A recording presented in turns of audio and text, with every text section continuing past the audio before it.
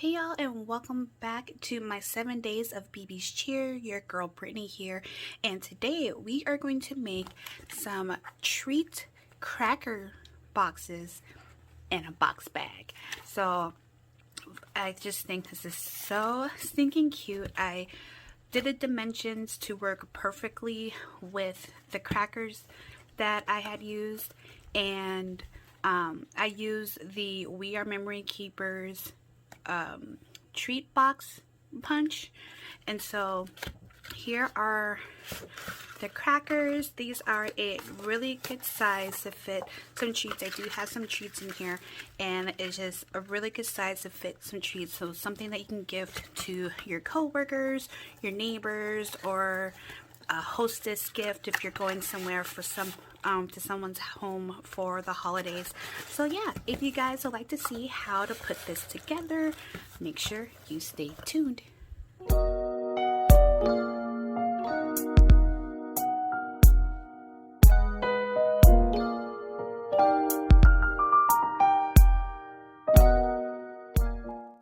Now to start off, I'm using 2 sheets of cardstock that measure 6 by 7. The 7 inches is the width.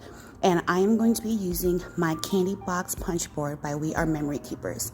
So I'm just aligning it up with the first line, and I'm making my punches as guided on the punch board.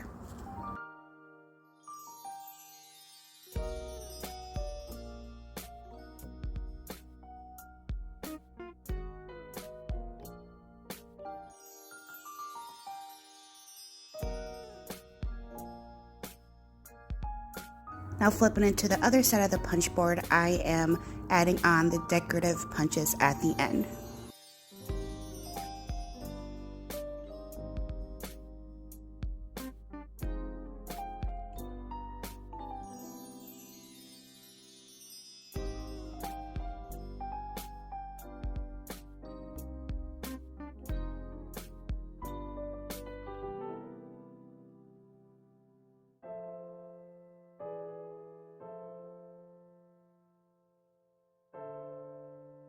Taking my white glue, I'm adding it on the small end of the tab, and I'm just folding over the longer piece to adhere my candy box together.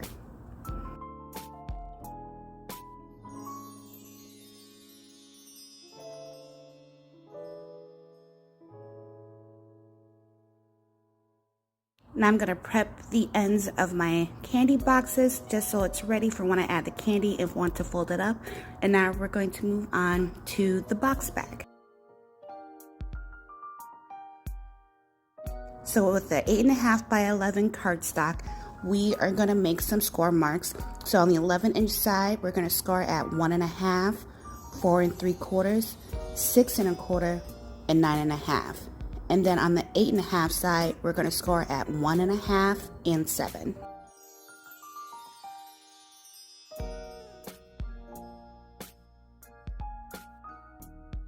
Now with varnishing our score lines, we are going to make a few cuts.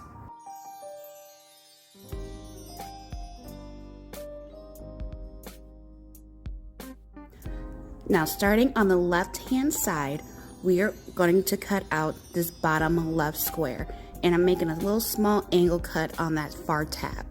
With the middle one, we're going to cut up to the score line, and I'm cutting out small little slivers so that it'll fit together nicely when we put the bag box together. And then for the last one on the right, we're just going to cut up on the score line.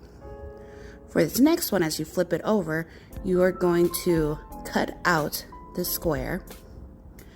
And then we're also going to cut out the middle square.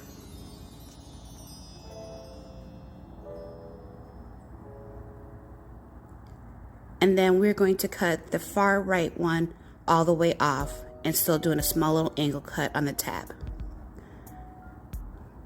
And then now on the part where the middle squares, all 3 squares are missing, I'm just creating some angle cuts so that when we fold it over, it'll fit nicely and not overhang on the score lines. This is just for decorative clean top purpose. You don't have to do this, but if you don't want to do this, then you need to cut your paper shorter. This is a 1-inch tab.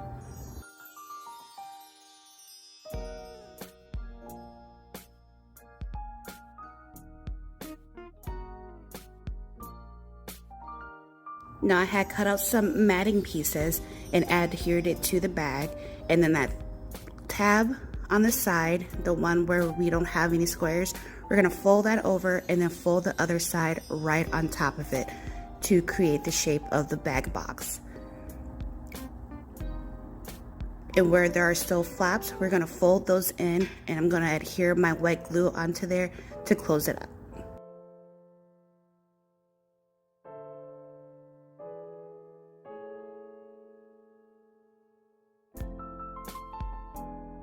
Now I'm going to punch holes in the top opening just so I can adhere or add my string or hanging element to it. And this is totally up to you, but I'm going to add some eyelets as well, just give it a nice decorative touch.